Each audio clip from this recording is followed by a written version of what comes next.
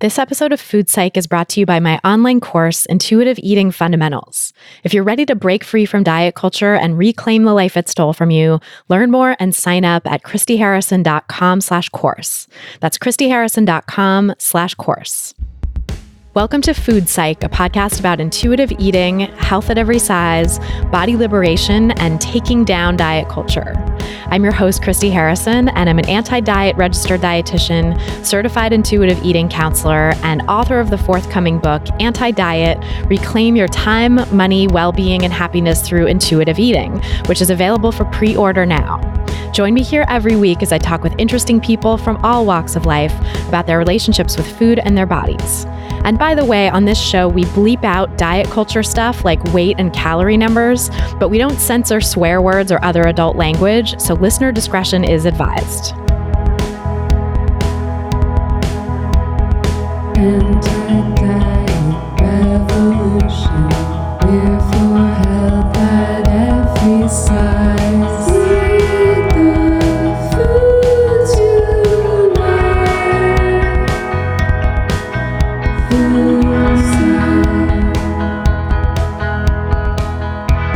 Hey there, welcome to episode 211 of Food Psych. I'm your host, Christy Harrison, and today I'm talking with certified body trust provider, anti-diet nutritionist, and yoga teacher Meg Bradbury, who joins us with her daughter, the first mother-daughter appearance on Food Psych. Her daughter, Carson. They discuss how Meg's orthorexia affected their relationships with food and with each other, why Meg decided to share her recovery journey on social media, how the restrict binge cycle can show up in children, how the wellness diet, that sneaky modern guise of diet culture that I'm always talking about, affects people of different identities differently, and so much more.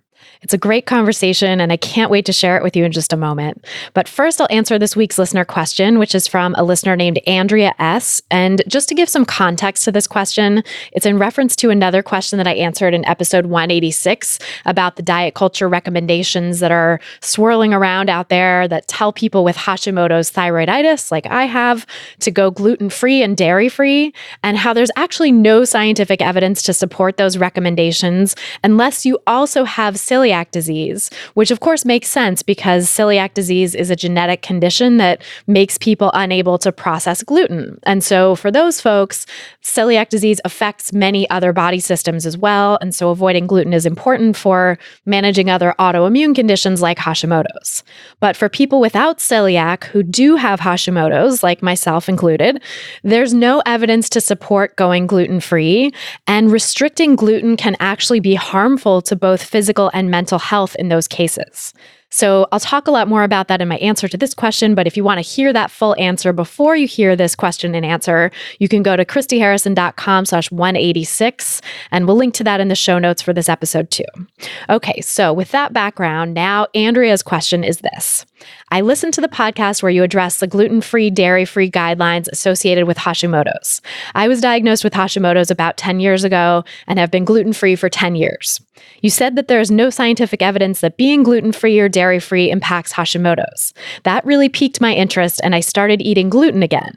But I'm nervous, and I keep reading information online that says quote-unquote leaky gut is one of the associations with Hashimoto's and that gluten exacerbates that. What are your thoughts on that? I'm working with a coach on inclusive and intuitive eating. She's the one who turned me on to your work, and adding back in gluten really supports my work with her. It makes me feel excited to not be gluten-free anymore, but I'm nervous that it will have a negative impact on my Hashimoto's. Can you say more about gluten-free and Hashimoto's and leaky gut? Thank you. So thanks, Andrea, for that great question. And before I answer, just my standard disclaimer that these answers and this podcast in general are for informational and educational purposes only and are not a substitute for individual medical or mental health advice. So yeah, I'm really glad you asked this question. And first, I definitely want to point people to my original answer in episode 186, which again, you can get at christyharrison.com/186 or wherever you get your podcasts, wherever you're listening to this, just look for episode 186.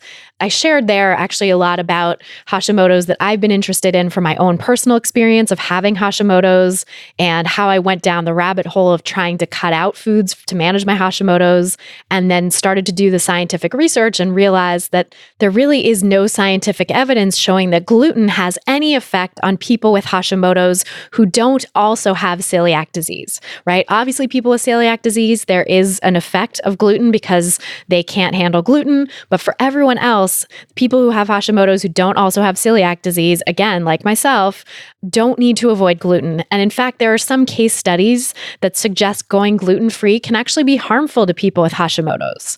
So you can find links to that research at christyharrison.com/186, the episode I did before. So now to your question about so-called leaky gut, right? And I say so-called because that's a term that's been getting thrown around more and more in diet culture these days. But unfortunately, like many diet culture buzzwords, the concept of quote-unquote leaky gut is mostly fictional. So-called leaky gut syndrome is based on a kernel of real science. There's a kernel of truth to it, which is that our small intestines are semi-permeable membranes that allow nutrients to be absorbed into our bloodstream, right? If we didn't have some degree of intestinal permeability, we wouldn't be able to extract essential nutrients from our food and we would die. So that permeability, that quote-unquote leakiness to our gut is actually essential for our survival. So we all have leaky guts. We all could be said to have quote-unquote leaky guts. Now, another kernel of truth to this so-called leaky gut myth is that there is a real thing called increased intestinal permeability, which is when the intestine becomes more permeable than it would otherwise be. And we see this increased permeability in certain gastrointestinal disorders and autoimmune diseases. And the science on this is really new, but from what we know so far, increased intestinal permeability is just associated with those diseases. There's no evidence that it directly causes those diseases. Moreover, the so-called leaky gut syndrome that alternative medicine practitioners blame for all kinds of systemic health conditions, brain fog, nervous system issues, all kinds of different things that have nothing to do with the digestion, that's not a recognized medical condition. So quote-unquote leaky gut syndrome is not real. As an article from the UK's National Health System puts it, there is currently little evidence to support the theory that a porous bowel, or intestinal permeability, is the direct cause of any significant widespread problems. There's also little evidence that the quote-unquote treatments some people claim to help reduce bowel leakiness, such as nutritional supplements and herbal remedies, have any beneficial effect for most of the conditions that they supposedly help, end quote. And we'll link to that piece in the show notes for this episode. I think it's a good little overview of why so-called leaky gut is really more fiction than fact. So to recap, intestinal permeability is a real thing and it's an important, life-saving, essential thing, right? We need to have permeability in our gut in order to get nutrients from our food. And increased intestinal permeability is also a real thing that seems to be a symptom of or associated with certain diseases, but it has not been shown to be a cause. But so-called leaky gut syndrome is not a scientifically valid medical diagnosis, and the widespread issues that get blamed on so-called leaky gut don't have any sound scientific support, and the supposed cures for leaky gut don't have any sound scientific support either. Now, here is where our earlier discussion of celiac disease from that other episode 186, really comes into play. Because celiac disease is one of those diseases that is associated with increased intestinal permeability. And again, the research is still being done on what role, if any, increased intestinal permeability plays in these diseases, or whether it's just a result of general inflammation of the intestine from the disease itself, right? But in people with celiac disease, eating gluten is associated with increased intestinal permeability. That's just for people with celiac disease though, right? So we need to make that distinction. I made that distinction before in the science, and we're making it here too. So remember, increased intestinal permeability has not been shown to cause all the supposed symptoms or diseases that diet culture blames on so-called leaky gut. So-called leaky gut may just be a symptom of these diseases that cause intestinal problems themselves. So just as people without celiac disease don't need to cut out gluten to manage their Hashimoto's thyroiditis or manage other autoimmune diseases for that matter, and I talk more about that in my book, I talk about the science behind that in my book, it's also true that for people without celiac disease, gluten consumption doesn't seem to be associated with increased intestinal permeability. So again, that association only exists in people with celiac disease. And as I've been saying, we don't even know whether increased intestinal permeability has any effect on health or whether it's merely associated with diseases that do themselves affect health. This is the whole correlation does not equal causation idea that you've heard me talk about in reference to weight science and other forms of science as well, right? So just as we don't have any evidence that higher weight causes poor health outcomes, we just have evidence that higher weight is associated with poor health outcomes. We also don't have any evidence at this point that so-called leaky gut causes poor health outcomes. We only have evidence that increased intestinal permeability is associated with certain health conditions.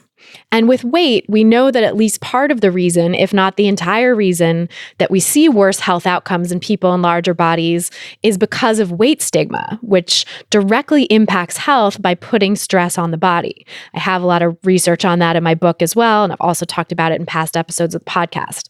So higher weight is not the direct cause. It's just associated with the thing that's really harming health, which is weight stigma. And similarly, increased intestinal permeability is associated with numerous diseases, including celiac disease and inflammatory bowel diseases. But from the evidence, it seems likely that the disease itself is possibly causing the increased intestinal permeability, not the other way around. Or that some other underlying condition triggers the disease and the permeability in the first place, right? The permeability is just a symptom of the disease. So I'll link to a piece in the show notes from the website Science-Based Medicine, which does a good job of addressing some of these broad strokes here and pushing back on the unfounded claims of the wellness diet in general, but specifically about this quote-unquote leaky gut thing. It also talks about this new spurious diagnosis of quote-unquote leaky brain, which is the same thing, just doesn't have good sound science behind it. So I'll link to that in the show notes for this episode. And I would also recommend stopping reading those online sources where you've been reading about so-called leaky gut, because whatever those sources are very steeped in the wellness diet, and it's not going to be helpful for you in healing your relationship with food.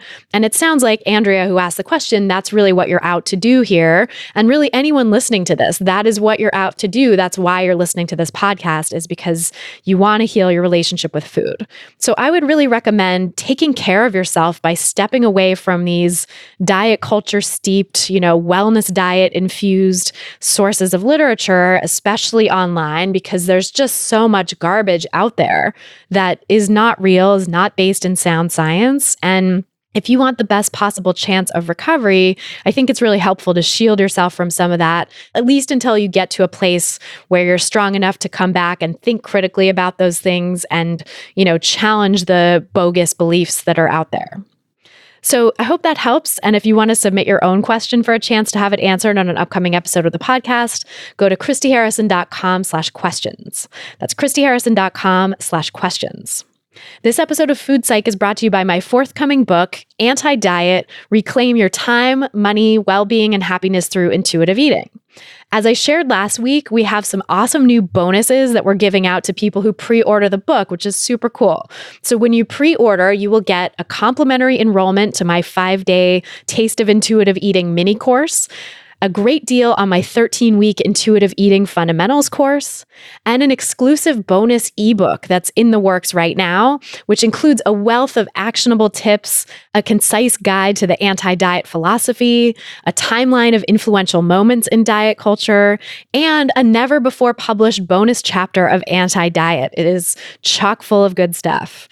So just go to christyharrison.com/book to pre-order the book now, and then submit your proof of purchase at christyharrison.com/book bonus. That's christyharrison.com/book bonus to get all this great stuff. And we'll put links to all that in the show notes in case you forget. But also, if you've already pre-ordered the book a while ago, thank you so much, first of all. And you're also eligible for these bonuses. It's not just for new pre-orders, it's for all pre-orders. So anyone who pre-orders the book at any time before the release date on December 24th in the US and December 26th in the UK and Australia can get the pre-order bonuses. So just go to christyharrison.com/book bonus to claim yours now. This episode is also brought to you by my online course, Intuitive Eating Fundamentals. The course has a wealth of audio and written content teaching you the principles of intuitive eating in depth, helping you push back on those sneaky forms of the diet mentality and internalized diet culture. And it has an exclusive monthly Q&A podcast where you get to ask me all of your own questions, listen to my answers to them, and listen to hundreds of other answers that I've given to people in the course already. So you can really work through all kinds of different sticking points and issues that you're having implementing intuitive eating into practice in your own life. When you join, you'll also get access to our private community forum, which is exclusively for course participants. It's such a great place to get support, and community support is really such an essential piece of this intuitive eating practice. So you can get support from me and my team, as well as hundreds of other great people who are on this intuitive eating path with you. If you're ready to break free from diet culture and reclaim the life it stole from you, you can learn more and sign up for the course at christyharrison.com/course. That's christyharrison.com/course. And now, without any further ado, let's go talk to Meg Bradbury and her daughter, Carson. So tell me about your relationships with food growing up. This is Meg, and I'll start. The first time I remember kind of being aware that my mom wanted to change the way I ate was I'd been in line for a school picture when I was in kindergarten, and the girl in front of me turned around and just asked me rather innocently, "Hey, do you eat a lot of sweets?" And I didn't really know what that meant. I hadn't really considered food at that point, or that I remembered I did. And I said, I don't know. And she said, "Well, I was wondering if you did because that's why you're so fat." And I really don't remember feeling any one way about that, except I went home and told my mom that that conversation happened. And I do remember at that time, even maybe in that day, like I didn't get a bun with my hot dog, and all the cookies and the treats and the 1970s food stuff kind of disappeared from the house at that point. And my mom's attitude toward me completely changed. It was very, very interesting. It was almost like she was being called out on her parenting and wanted to make sure that didn't happen again through restricting me. So that's kind of when I was aware of something being awry. And did you sort of internalize that message that fat was bad and that something was wrong with you at that point because you're being treated so differently? Yes. Yeah, absolutely. And I had my sister was 2 years older than me, and we have very different bodies, but in a way we had similar. She was a really quote unquote picky eater, so she got a little bit more leeway because I think my mom recognized that she wasn't eating as much. It was a strange childhood that we had, and I always felt like I was doing more wrong than anybody else. Was that explicitly sort of said? Was it like, Meg's special food, she can only eat this, everyone else can eat that? Or no, I think my parents ate very separately from us as children. And since my sister didn't eat as much as I did in terms of, I was such a robust eater. I remember my dad and I kind of bonding over, he would give me smoked oysters and make, scrambled egg sandwiches with ketchup and do all these things that nobody else would do because I would kind of eat everything. And we developed a kind of a joy around that relationship, and that was taken away. So I couldn't really do that with my dad anymore. And I do remember that. But, eventually all of us, because we have a tendency to be rounder and be in larger bodies, everybody, both my sisters and myself, ended up being restricted and shamed by my parents. It sounds really painful. Yeah. It's been some work, definitely, for sure. And how did it sort of evolve from there then when you were adolescence or early adulthood, when you started to come out of the home and feed yourself? I remember certainly living at home, being encouraged to be on diets for sure. In fact, going to the pediatrician every year was torture.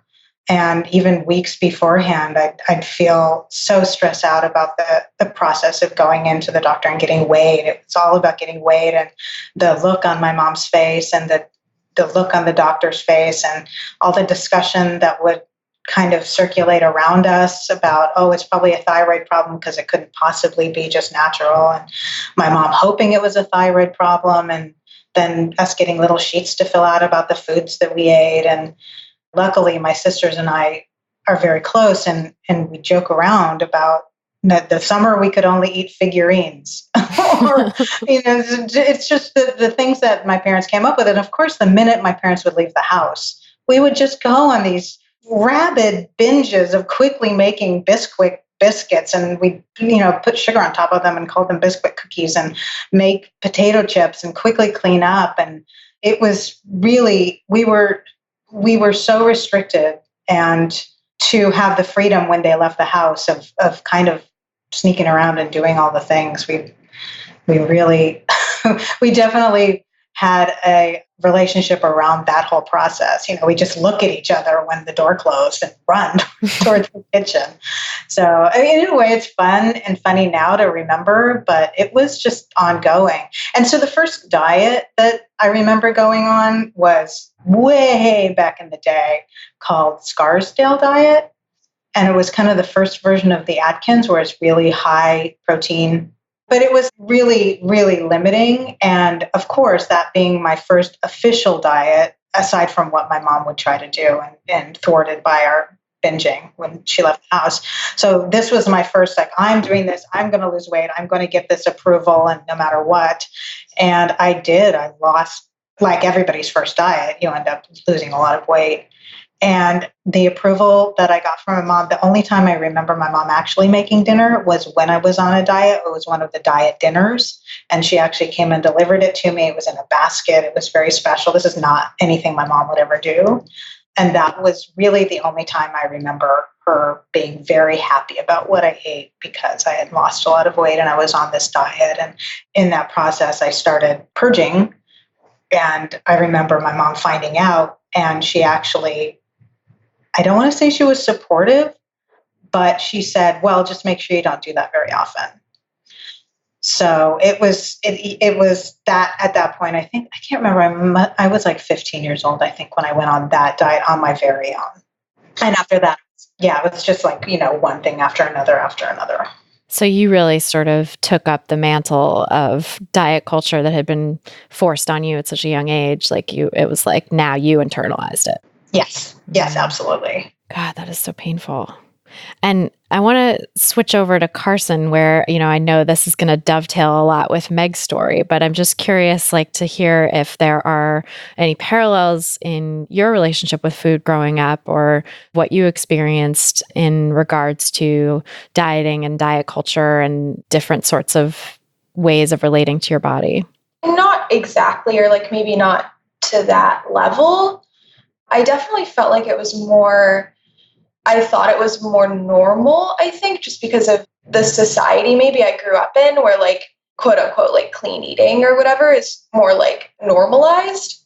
And so growing up, especially when my mom had, or was kind of deep into her orthorexia, I think I kind of thought it was more normal, because I knew a lot of people my age who kind of had similar experiences, or they weren't really allowed to eat quote unquote junk foods or sugary foods, or they didn't really have certain foods in the house. I know a lot of people who had similar experiences to that. So it felt more normal, I think. And there were times where maybe some of that feels relatable, where I felt as though my mom was unhappy with the way that I looked, or the way that my body looked, or just I felt like I wasn't being approved of. But I don't know if I consciously went on any extreme diets or anything like that. Probably unconsciously, or kind of I had some strange eating patterns for sure at times, but I don't think it was ever a conscious decision, I'm going to cut something out. And yeah, it's so interesting that you say that it was just very normalized and felt so normal, because I think that is the case at this point in history, sort of the last couple of decades. It's been, orthorexia has just become so normalized that this idea of, not having certain foods or having things be labeled junk or bad, is very much the norm. So yeah, it didn't feel like there was any particular disorder in that. No, I mean, I knew that something was off. I knew something was like not entirely right, especially at the elementary school I went to. I feel like there was a lot of bizarre parents who. This is the school I actually work at. Yeah. And so I feel like, there would be tons of kids kind of popping around and be like, my mom only lets me eat organic berries. And I'd be like, all right, yeah, me too. Like, I don't know. So I don't know. It didn't feel like I was going through anything particularly absurd. And that's interesting too, the sort of culture of that particular school. Could be LA too, honestly. LA, yeah. Yeah. Yeah, that is true, because that Southern California kind of vibe is very health food, has always been sort of a thing. And now it's this particular style, like now it's wellness, it's quote unquote wellness, but it's the same obsessive, having certain foods be considered bad and demonizing certain foods seems to be the norm. Oh, absolutely. I see it in my work. There was a funny story. I work at a school that's preschool through 12th grade. It's a really wonderful place. And I've been able to bring a lot of body trust language into like our handbooks and things like that. My head of school is super interested in it, which is so great. But, even so, an example would be last year, we have a lunch delivery service and they delivered chocolate milk instead by mistake, regular milk. And the kids went nuts. They went crazy. Like they were running through the hallways with like 10 chocolate milks in their pocket and hiding in the bathroom. And kids were saying, did you see Joe? He's drinking a chocolate milk. Oh my God. Like, it was just the fury over the chocolate milk and how shamed kids felt by having to go drink it in the bathroom and knowing that their parent would be super upset if they found out they had the chocolate milk. It was just so interesting. And it's definitely the culture of not only affluence, of course, and not only Los Angeles, where image is a huge issue because of the industry, and also sort of it's a liberal, neoliberal thing too, and it's a parenting thing. So you see parents not, and in a way my mom did this too, and in a way I did this with Carson. You want to posture as a good parent, and part of being a good parent means not only are you feeding your children, but you're feeding your children the best way you know how. And what the culture tells us is we have to do all the healthiest things. Whatever that healthiest thing is whatever's on, the media as the next best thing. So it's just constant hustle for doing right, and even having your shopping cart look a certain way and having your child's lunchbox look a certain way. I remember packing Carson's lunchbox with the idea, like, what if somebody looked in here? What do I want them to see? Versus what might Carson want? It was really a lot about, making sure that I maintained my reputation as somebody who really ate healthy.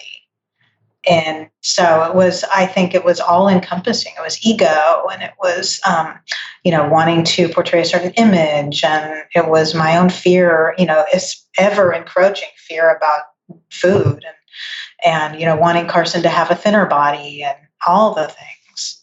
Carson, how did that affect your relationship with food to have this sense of like, certain things are forbidden or certain kids are only allowed to eat certain things, and have your mom packing your lunchbox like that? Did you ever end up with that feeling of got to get it all when it's available, the foods that were off limits? Yeah, I definitely did. Like, I didn't really know much about like the packing lunch thing. I just kind of, I didn't really pay much attention to that. Because, it was just like what I got for lunch. I just ate it.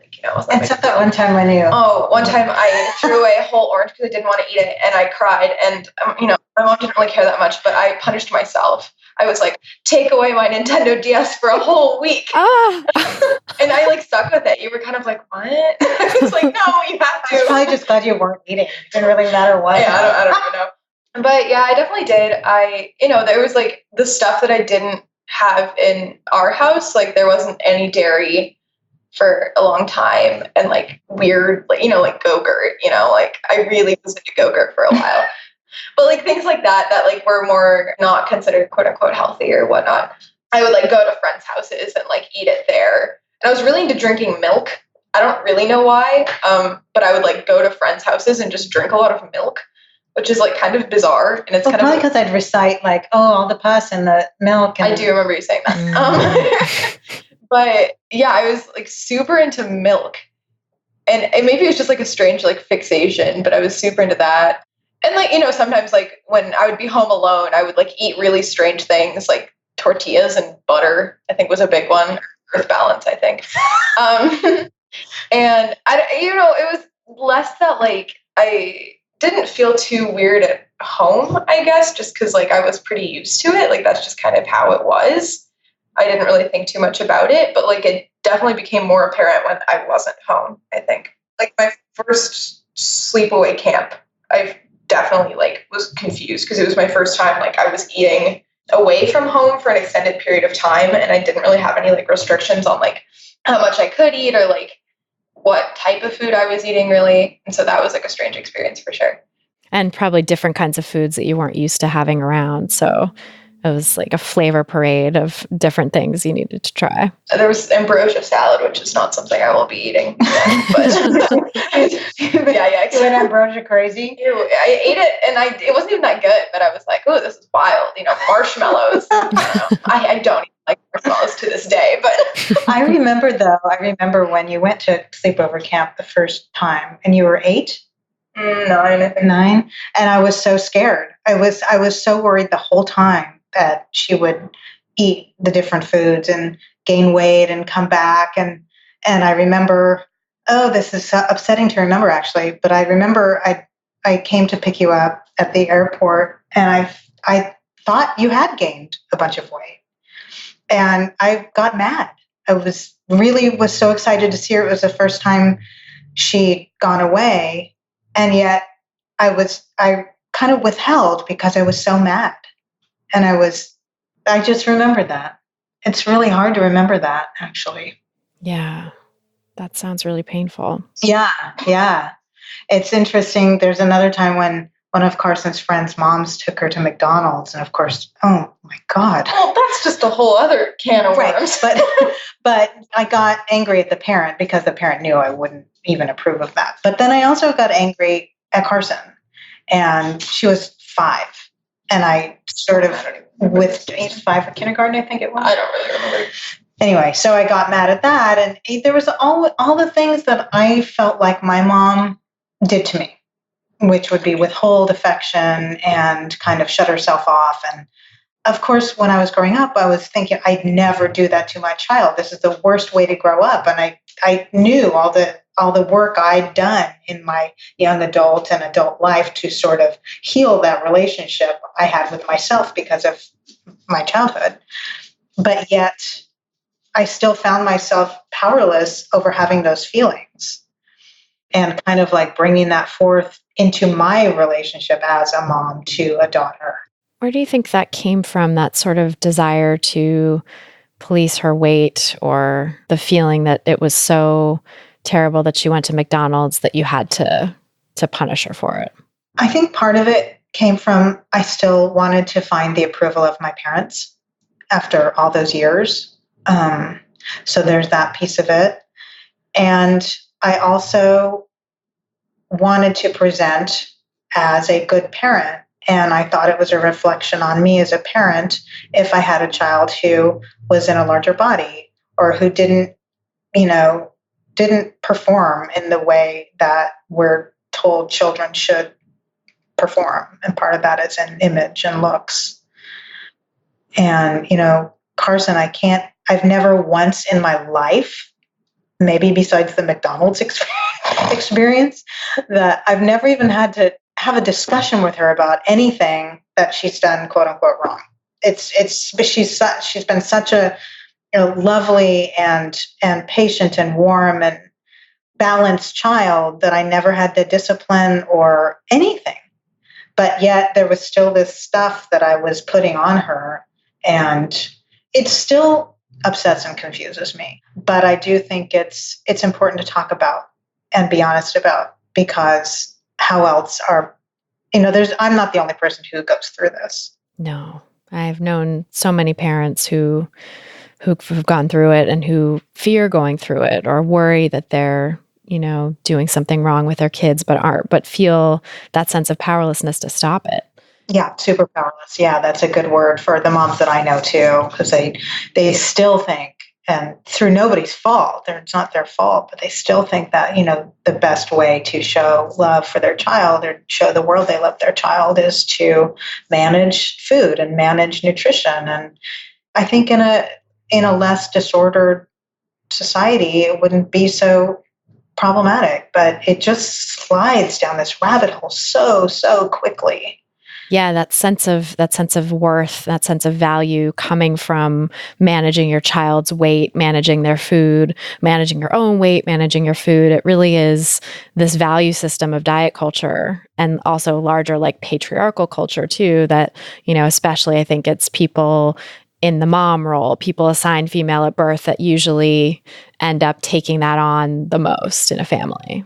Yeah, absolutely. And Meg, how did that orthorexia start for you? How do you think you got to that place?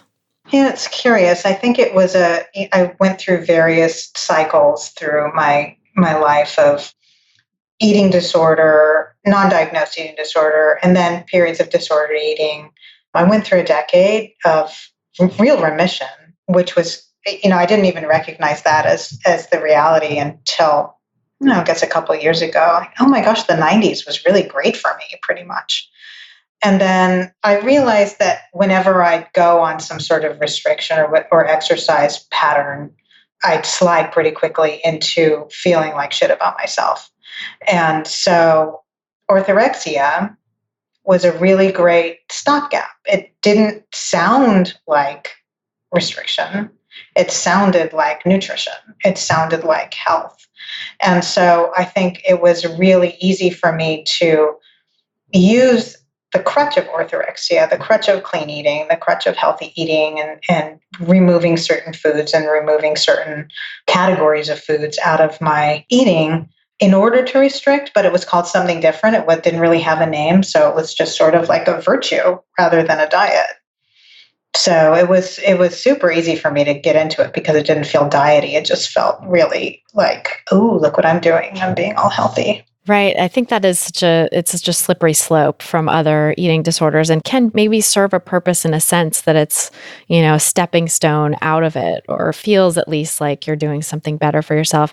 I mean, the danger is obviously getting stuck there, but I think for folks that I've known and worked with, kind of when they look back on their history with food, there would be a really disordered part where maybe there was a diagnosed eating disorder, or could have been diagnosed eating disorder that wasn't, but then they sort of decided to try to change things, or maybe got some help or whatever, and ended up in a place of orthorexia thinking that was recovery, and then had to do so much work to untangle the disordered relationship with food the rest of the way once they recognized that the orthorexia was itself disordered. Yeah. And I would say, I think that my orthorexia was probably far more dangerous than anything else I went through, even severely restricting myself with calories, which I certainly went through periods of when I was younger. But I think orthorexia is so stealth, and it just enters into so many other areas in your life. Like even like, oh my gosh, I can't shower without a water filter on the shower, and I have to, dry brush my skin for a certain amount of time, and everything gets involved, not just your food. Cleaning supplies, makeup, yes. Skincare products, all of that. Everything. I think that's something that we don't really touch on enough, actually, is the way that it, expands out to these other areas of life. And it seems like something quote unquote good on the surface, because there's this moral piece of it, right? Where it's like, I'm being environmentally conscious maybe a lot of the time, especially with the quote unquote whole foods, or buying organic, or buying local and sustainable. There's this sense in which it's an ethical decision, but then it's also this like panic about health. And you think you're doing something good for your health, but you're also such you're so beholden to it that, like you said, you can't live your life. You can't be spontaneous. You can't go stay over at a bed and breakfast somewhere because it might not have a water filter on the shower, or you have to like bring it with you or whatever. You're just stuck in these rituals. Yeah, it certainly became really isolating. And, going out to eat and being social with friends was so hard.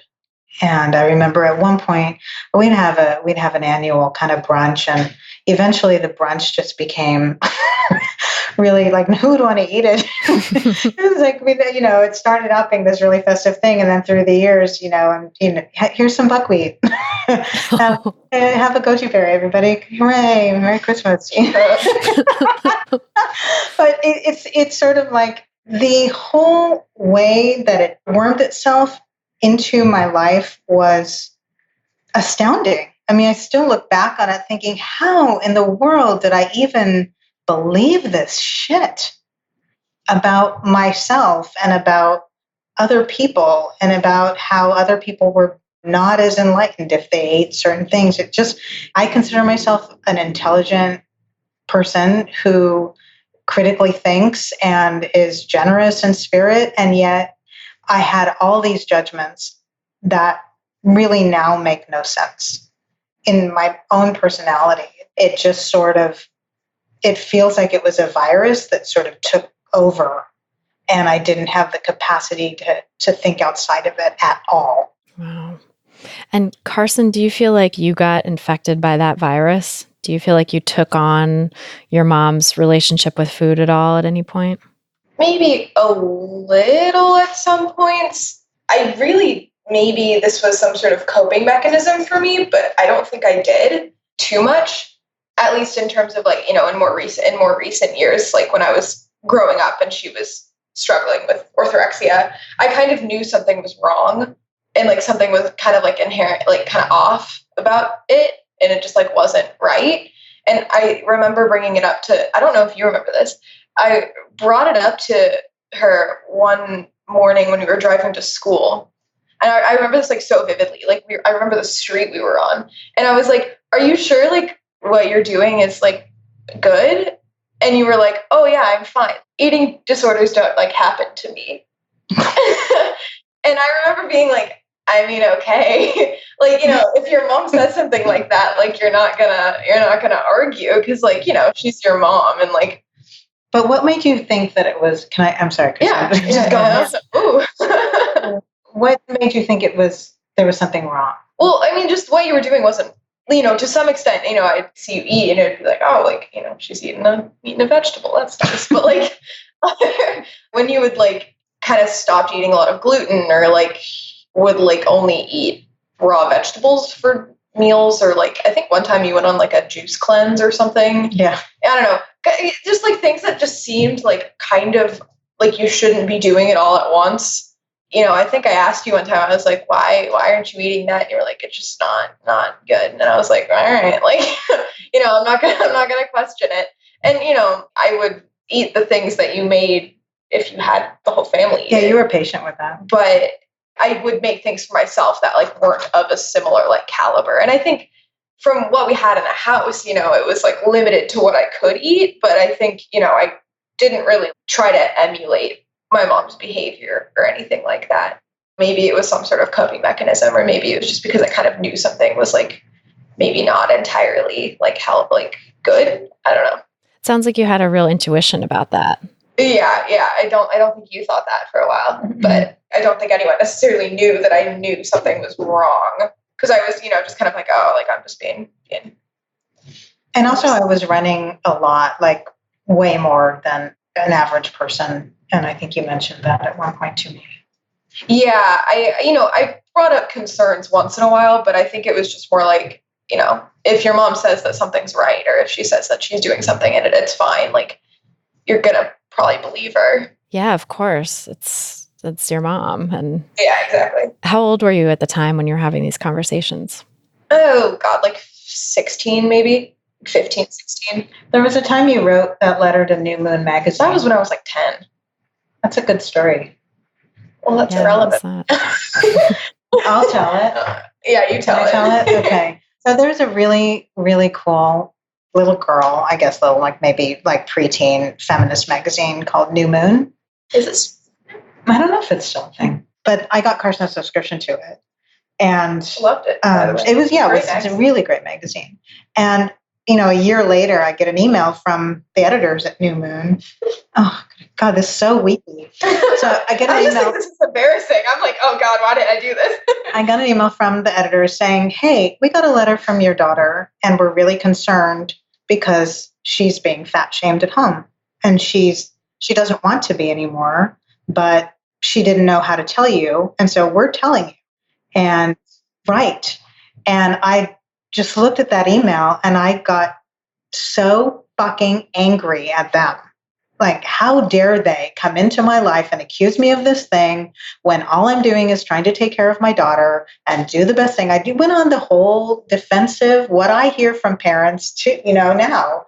It's like, you're trying to do the right thing and how dare they don't know anything about me and whatever. And I got mad. And I was also mad at Carson for writing the letter and calling me out and not saying something to me, which I'm sure she tried to. No, I probably didn't. Probably didn't know. So do you remember what the letter said? No, it wasn't very eloquent because I was probably 11. We were still living here, so I was probably 10 or 11. I don't even know. I don't think it was that big of a deal. I think we had just gotten into some sort of, not argument, because I didn't argue, I just cried, but discussion maybe? I don't know, about me going up a size in clothing.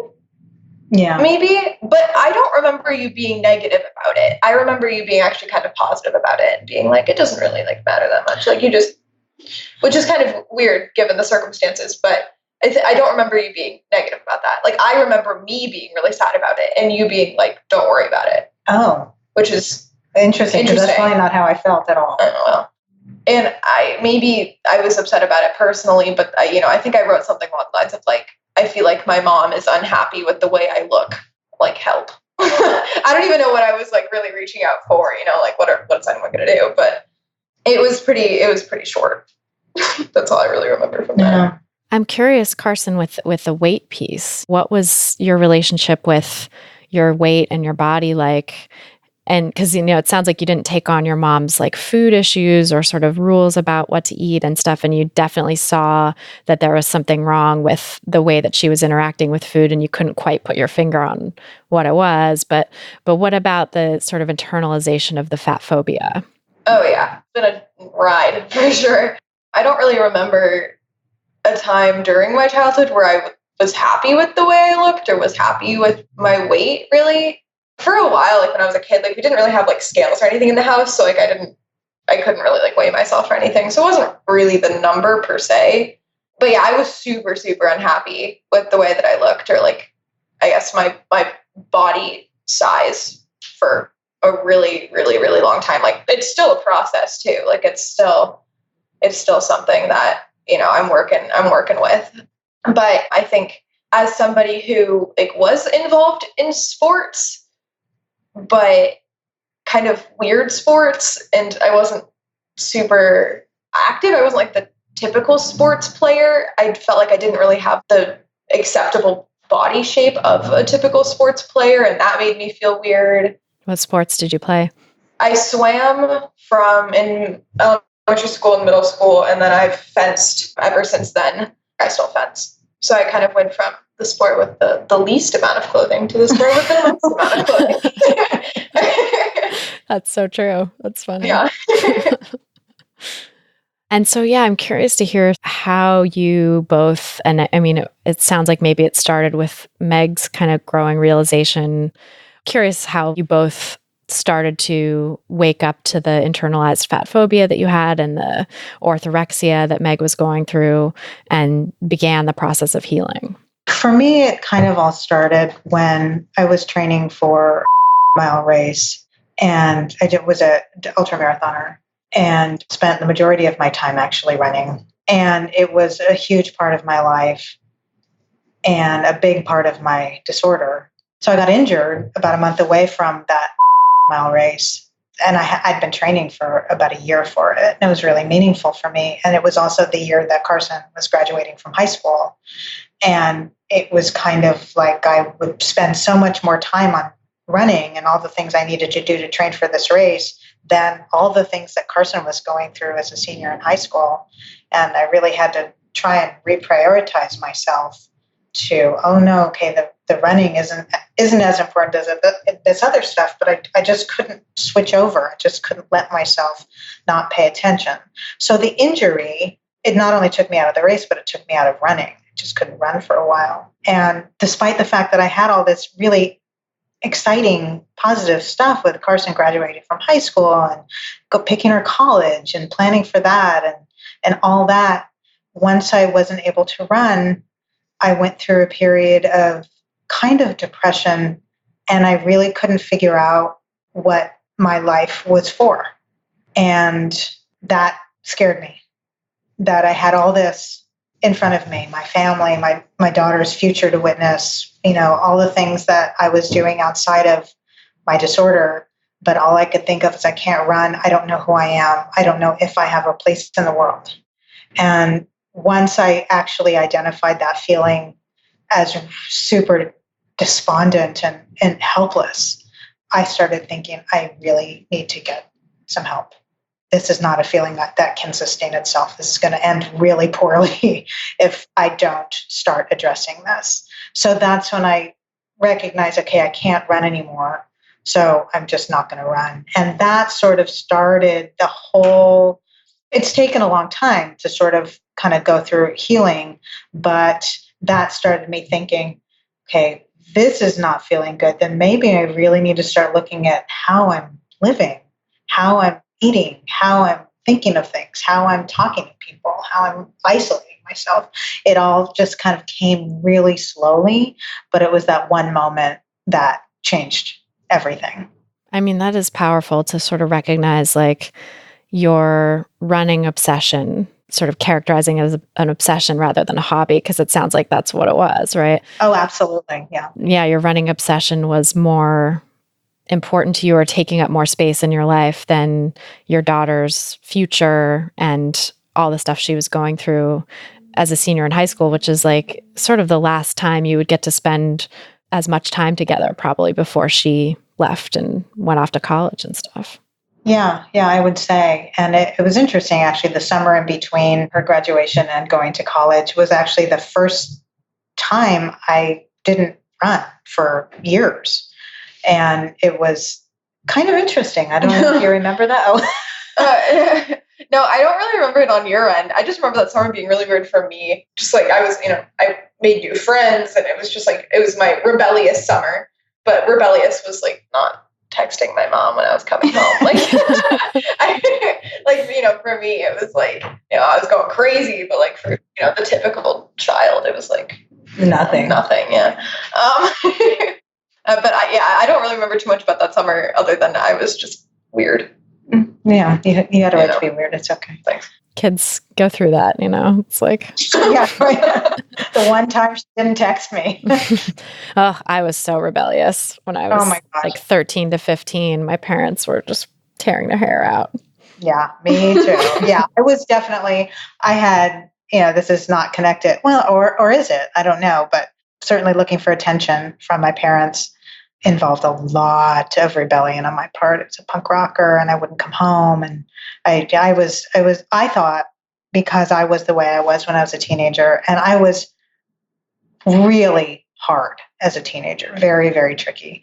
I thought for sure that when I had Carson, okay, karma, I'm going to have this kid that's going to totally challenge me. And, from day one, single mom, she slept all the time and she was so cheerful. I mean, it was just like, I was almost given this opportunity to re-see what parenting could be, because we were this partnership.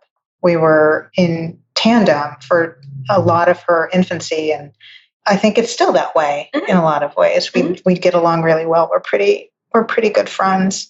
But yeah, it's interesting to think back on what it felt like to know unconditional love when I didn't know if I had been given that as a child growing up. And to be fair, I've done, a lot of work and also gone through some really lovely stuff with my parents. As my mom died last year and my dad is still super healthy and super vibrant. And there's so much that's just over. There's so much that's, I've forgiven them. They were doing the best they could. And I'm just trying to give that to them in whatever way they could.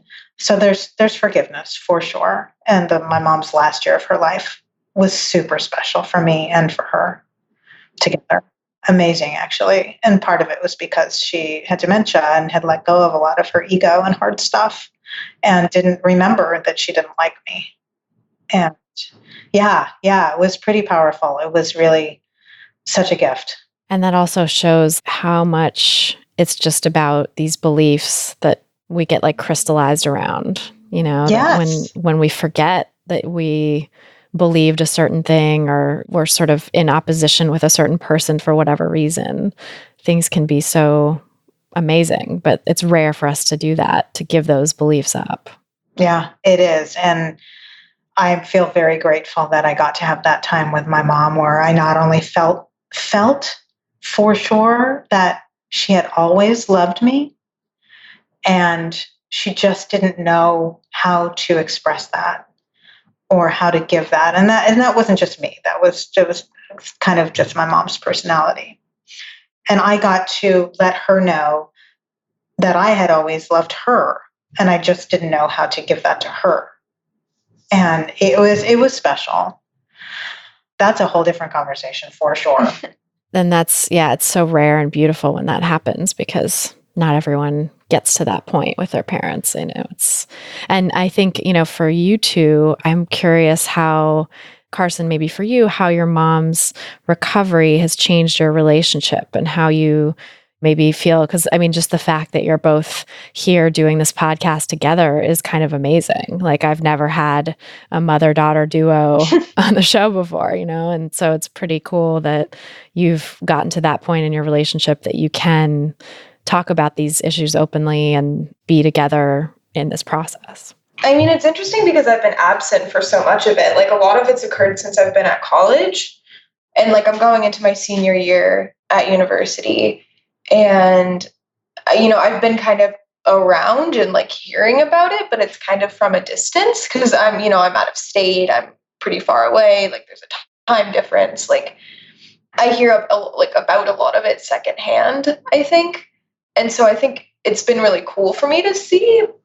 I'm really proud, I think, but I don't feel, in a sense, maybe it's changed our relationship because we like have talked about other like certain things that we didn't talk about before. But if anything, it hasn't changed a ton, I think.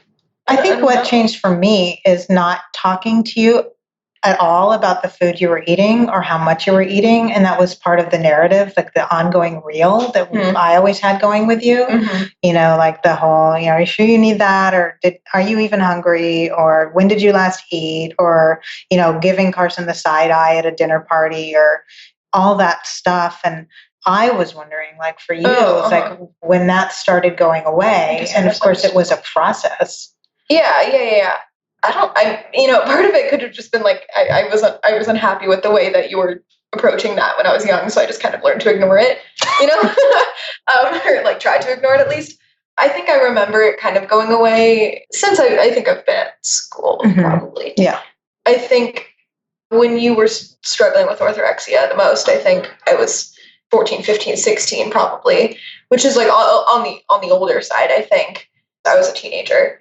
At that point, I think I had gotten to be a little bit more independent in what I was eating, I think, in terms of like, because I was in high school and I was kind of making my own stuff sometimes and like, just kind of doing whatever. Remember when you went you'd go to school? Carson went to a new school in 7th grade. Oh, God. And I don't even remember. I barely remember any of this. They had a cafeteria, and her school before that didn't have one. So once she had the cafeteria, she'd eat breakfast at home and then go to school and eat breakfast there, because it was like camp. It was all the things she could not really have at home. And I remember I found out about it I was reading really mad. I forgot about this. Can you want to tell the story? Oh, well, yeah. I don't know what time you're thinking about, but I think I was on the way to fencing, I think, and I got this text and you were like, you ate like chocolate croissants? And I was like, what? Like, hey. But I think I was less concerned about what I was eating and just more concerned about the money. I think like that I was just like spending money, and I don't really even know why I did it entirely. Because you could. I guess, yeah, it was available. And also that deprivation piece is very real too. I mean, like, kids who grow up without access to, all different kinds of foods often will gravitate towards them. Like that story about the chocolate milk, the kids like hoarding the food that's forbidden. Yeah, definitely did that. And I think as I got older, I think it happened. It like that kind of thing stopped happening. I think just because I maybe got used to it just being there, like the different types of foods in the cafeteria. Because I went to the same school for 6 years, so like in middle school and high school. So I got used to it relatively quickly, or after the first like year or two.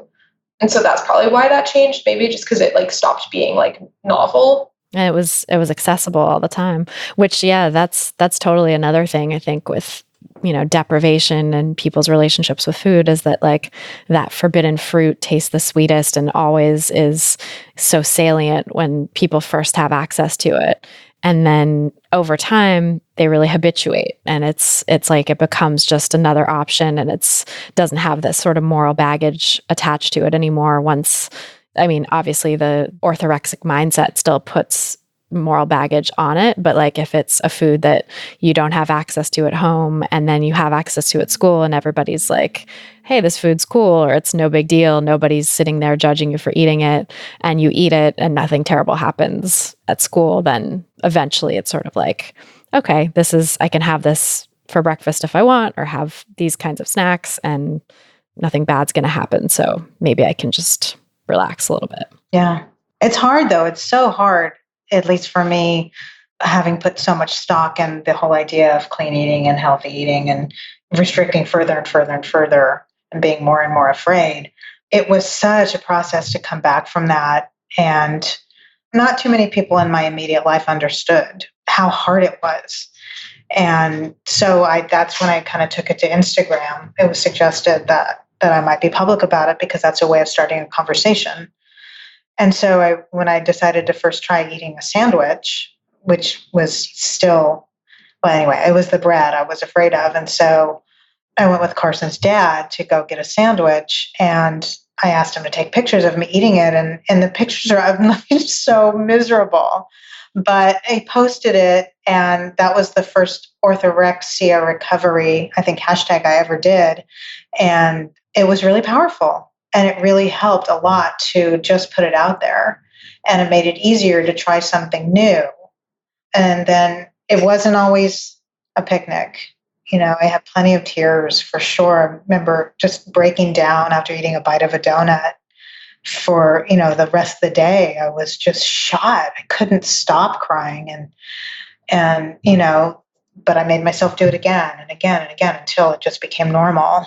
But it's hard to come back from that. Orthorexia that's the biggest challenge I had, is just trying to put away the fear.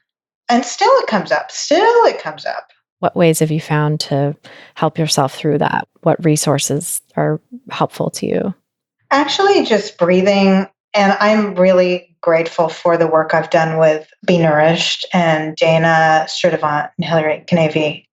Just working with them, and then understanding that, because while I was sick, I, of course, like we all do, I became a nutritionist, because not only did I want to talk about food all the time because I wasn't really eating it, but I also, it's amazing how, because people would see my body and the food that I ate, I could walk around with a big bowl of kale at work or whatever, and people would admire that, and that fed that.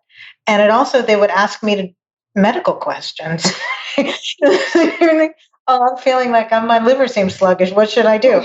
And so, I make shit up that, and the things that I thought I knew about that I read on some bullshit website. And then, so I thought, I'm going to parlay this into a career. And so since I know the best way to eat and the best way to tell people how to eat, and look at me, I'll become a nutritionist so I can tell people how to do things. So that was kind of, once I started my healing process, being a nutritionist was kind of an in for me to get get into the certified body trust provider training because I was a helping professional as a nutritionist. When I started getting interested in healing and in body trust and body acceptance work, I found Be Nourished and then did one of their online programs and realized, okay, this feels pretty good. It's scary, but it feels pretty good. And then I just started going further with them. So in that way, the things that they taught me and the things that I learned while being trained as a body trust provider is my tool bag. And for me, meditation has been so, so helpful. Not giving myself an exercise, quote unquote, program, but just letting myself move as I see it every day. A lot of the tool bag is actually stopping. If I start kind of having a negative spin, it's kind of like stopping, taking a breath. Sometimes it's tapping two fingers together. Sometimes it's putting my hand on my heart. Sometimes it's taking a couple of breaths and saying, no, no, no, I'm here now. And just understanding that I'm here now has been my biggest help. It's wonderful. And what about for you, Carson? What have you found helpful in starting to recover your own body image and heal that internalized weight stigma? I think it's definitely still a process for me, I'd say. It's definitely a journey. I think as somebody who's at college on a sports team, I think it's definitely like a weird environment for me to be in, like while I'm kind of figuring all this out. Just because I have a bunch of people kind of telling me what to do, like with my body, or like kind of telling me like what should be the best thing for me to do. And I think the best thing for me to realize is that I kind of know what's best for myself at this point. And I think, it's a process kind of figuring out what I want to do for myself or like how I want to view myself. But I think I know myself better than anyone else does. And I think just like figuring that out and like putting myself in an environment with people who I feel like me for who I am, I think, and like finding good friends and like involving myself in groups of people who I feel like I'm really accepted by, I think has also really helped. Like not even necessarily like, I don't really talk to them about this per se, but like I know that I would feel accepted in any fashion that I would present myself in. Right. You don't have to pretend or try to be something you're not. Mm-hmm. Mm-hmm. And also, like, a lot of people I know have gone through similar issues. And so I think just having people that I can, like, relate to or, we can talk about it is also helpful. Yeah, that's huge. I'm curious about the sports piece, too. Like, so you're on the fencing team, is that? Yeah. So I'm in a Division III sports team. So it's a varsity team, but it's not like I have a scholarship or I'm not competing on television or anything like that. It's interesting because I do love competing and I do love my sport no matter how much I complain about practice, but I find it interesting because like we have to do mandated weightlifting, which I really enjoy actually. Like I it's something that I find that I like doing and the weightlifting coach just kind of tells me what to do and I do it and it's like fun. But I think just like being in an environment where there are people telling me like nutrition stuff that I should follow, or certain teammates would like come back from dinner and they just have like a plate of hard-boiled eggs. And I'd be like, like I think it's a weird experience for sure, because a lot of athletes, I think, have kind of interesting ideas about what is healthy. And, coaches are definitely a huge part of that too. Like my coach definitely has said some not great things about women's bodies. And I think that I've called him out on it, I've kind of had to, and I'm a very non-confrontational person, but that kind of thing. Can't let it fly. Yeah, exactly. That's bad. No, I've been really proud of your reaction to your coach because your coach has been pretty problematic in terms of how he talks to women. Oh, that's not good. No. It's great that you're able to see it and stand up for yourself and for sure. talk back to it. Yeah. Oh yeah. And of course, it's the girl from LA who went to the all-girls school. Like I'm the one saying things. Right. Other people probably, didn't have the language or the awareness that they could even speak back to someone in a position of power like that. Yeah, for sure. And the food piece too is interesting, right? The fact that coaches feel like they can, it's a little bit what Meg was talking about too, with when you're doing a sport and you look the part and people see you eating the kale or whatever, then suddenly people start asking for your opinion or sort of elevating you into this position of authority. And I think that's what happens with a lot of coaches and personal trainers and people in that space is like the sort of public imagination and diet culture just associates them with fitness/nutrition. And they're sort of steeped in this diet culture world where nutrition is considered to be a part of what they do, even though it should not be at all a part of what they do. Like there's no reason for a coach to be telling you how to eat. That's not their area of expertise. One time we were talking about stuff that was in the handbook, and I remember he had like a list of like suggested snacks. And I was like, why do you care? Like, it's just bizarre. It's amazing how just being in a coaching position where you're looking at other people's bodies, or you're quote unquote in charge of other people's bodies, what leeway that can give people who don't know what the fuck they're talking about to just sort of pontificate what they read. It's just, nutrition science is such a, as we all talk about, such a young science, and it's always changing. There's always new things being discovered. And, every month there's this new thing, and the coaches are going to talk about the new thing that ends up being bullshit. It's so interesting how that gets picked up and passed around as fact. Right. And people speak about it with such authority. They just seize on it and they're like, no, this is the way. This is science. What are you talking about? And then it's going to be totally contradicted 10 years later or less, or by the next tiny study that comes out.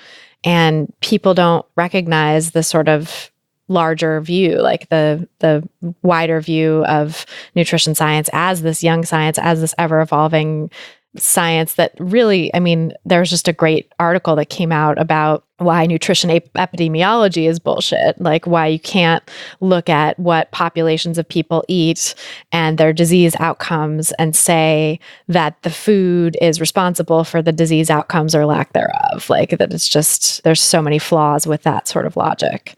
Yeah, and totally disregarding the social determinants of health and all the things that go around, quote unquote, what health is. Yeah. And I think about this a lot where because I also was someone who was attracted to the nutrition profession because of my own disorder, and thinking that I knew everything about nutrition because people sort of elevated me into that position as well, because I was like the healthy one and like doing all these weird things with my food that people were curious about. And like, also I was a journalist reporting on nutrition. So people are like, oh, she knows something. And that really, I think, is the case for a lot of people, including nutrition scientists, including people who get attracted to that, that field. Like researchers are people too, and they're not immune to diet culture. They're not immune to their own disordered beliefs about food. And even if they don't have disordered beliefs or behaviors, I think you can't be a nutrition researcher or a nutrition scientist and not have like a core belief that is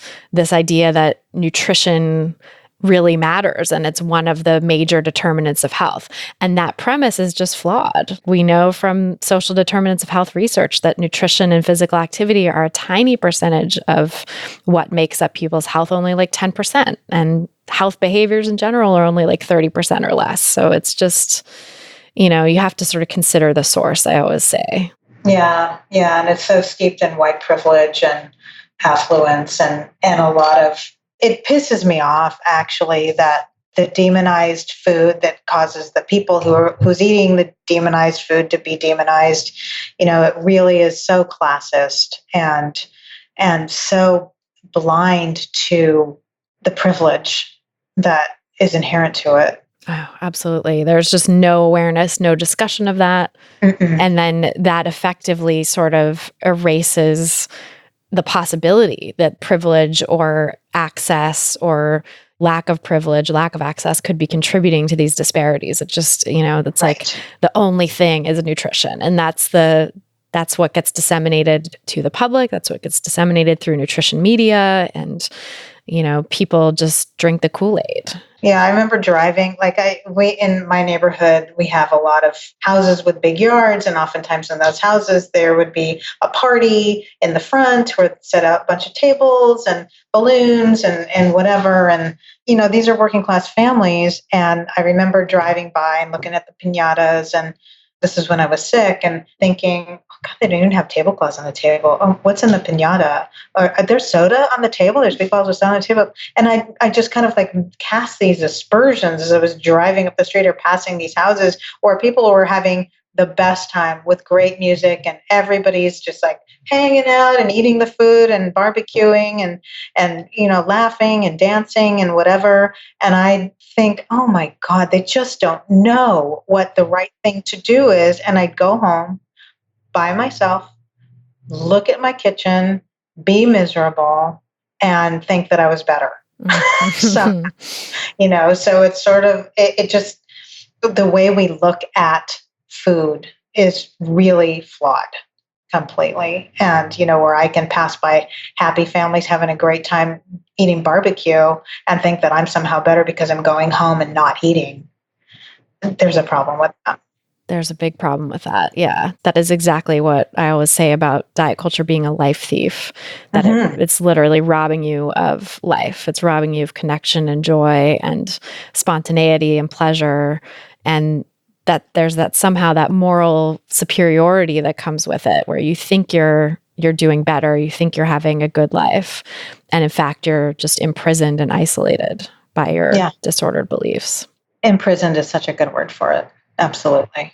I'm so glad you were able to break free or start to break free and, engage in that journey. And it sounds like, Carson, you're also on that journey for yourself of breaking free in your own way. Yeah, for sure. And yeah, I just love being able to have this conversation. Thank you both for sharing your stories with me. Thank you. It's actually nice to talk about it. And I think I'm hoping that it's helpful for other people. Yeah, I think it definitely will. I think there are lots of parents and kids, of parents with disordered eating in the audience who will resonate with this a lot. Can you tell me where people can find you both online if you want to share anything or promote anything, drive people to your work? Sure, I'll talk. I don't know. Yeah, I don't know. Carson's out. Since I'm not super involved in the community inherently, I think just supporting my mom is the best way to go. You can see me in the background making a fool of myself, and absolutely, most of her pictures. So my certified body trust provider website is Lamplight.Space. I'm on Instagram at Lamplight.Space, and Carson's often on Lamplight.Space. I've actually, making a fool of myself. But something about that whole Instagram thing is that I've found so much levity and humor in orthorexic behavior, and part of the really, really coming into a really good place in my recovery is being able to laugh at some of the shit that I did and some of the shit that I was told to do and I just did. So that's a lot of what my Lamplight.Space Insta is about. And I'm doing all sorts of other things that have been really great in terms of being queer and body stuff and being aged. I'm 56, so aging and what body trust means for aging. I'm 56 today. Hello. Happy birthday. Thank you very much. And so just sort of extrapolating all the different kinds of communities that body image and food shame and body shame and weight bias affect. And that goes into queer communities and that goes into aging communities in very different ways. So just starting to think about it in all those different kinds of intersections. I love it. I love your Instagram. I think it's awesome and love Carson's appearances there too. So people should definitely go check it out. Thank you both so much for being here. It's been a pleasure. Thanks, Christy. Take care. So that's our show. Thanks so much to Meg Bradbury and her daughter Carson for joining us on this episode, and thanks to you for listening. If you've gotten something out of this podcast, please help us reach more people who need to hear the anti-diet message, because who doesn't in this diet culture world, am I right? You can share this episode on Apple Podcasts or your favorite podcast platform. That is a great way to help new people discover us. Sharing on Apple Podcasts especially is helpful because it helps bring us up in the podcast rankings so that more people can discover us and so that we can continue to drown out those pro-diet messages in the health category and be there to help keep people from going even further down the diet culture rabbit hole, right? When they need us is probably when they're looking at those health podcast rankings and deciding what to listen to. So you can also leave us a nice rating and review in your podcast provider of choice, which is another way to help new listeners discover us and is always much appreciated. Just go to christyharrison.com/subscribe to see all the places you can subscribe to the podcast. That's christyharrison.com/subscribe. If you're looking for some practical tips to help you get started on the anti-diet path for yourself, grab my free audio guide, 7 Simple Strategies for Finding Peace and Freedom with Food. Just go to christyharrison.com/strategies to get it. That's christyharrison.com/strategies. To get full show notes from this episode, including all the resources we discussed, plus a full transcript, head over to christyharrison.com/211. That's christyharrison.com/211. And to get the transcript, just scroll down to the bottom of the page and enter your email address. This episode was brought to you by my forthcoming book, Anti-Diet: Reclaim Your Time, Money, Well-Being, and Happiness Through Intuitive Eating. Now, when you pre-order the book, you'll get some sweet bonus content, including a complimentary enrollment to my 5-day Taste of Intuitive Eating mini course, a great deal on my 13-week Intuitive Eating Fundamentals course, and an exclusive bonus ebook with a wealth of actionable tips, including a concise guide to the anti-diet philosophy, a timeline of influential moments in diet culture, and a never-before-published bonus chapter of anti-diet that is not in the final book. It's only here in this bonus ebook. Just submit your proof of purchase at christyharrison.com/bookbonus to get all this great stuff. That's christyharrison.com/bookbonus. A big thanks, as always, to our editor and sound engineer, Mike Lalonde, our community and content associate, Vinci Chue, and our administrative assistant, Julianne Watasek, for helping me out with all the stuff that goes into producing this show every week. It is a lot. Our album art was photographed by Abby Moore Photography and designed by Meredith Noble, and our theme song was written and performed by Carolyn Pennypacker Riggs. Thanks again for listening, and until next time, stay psyched.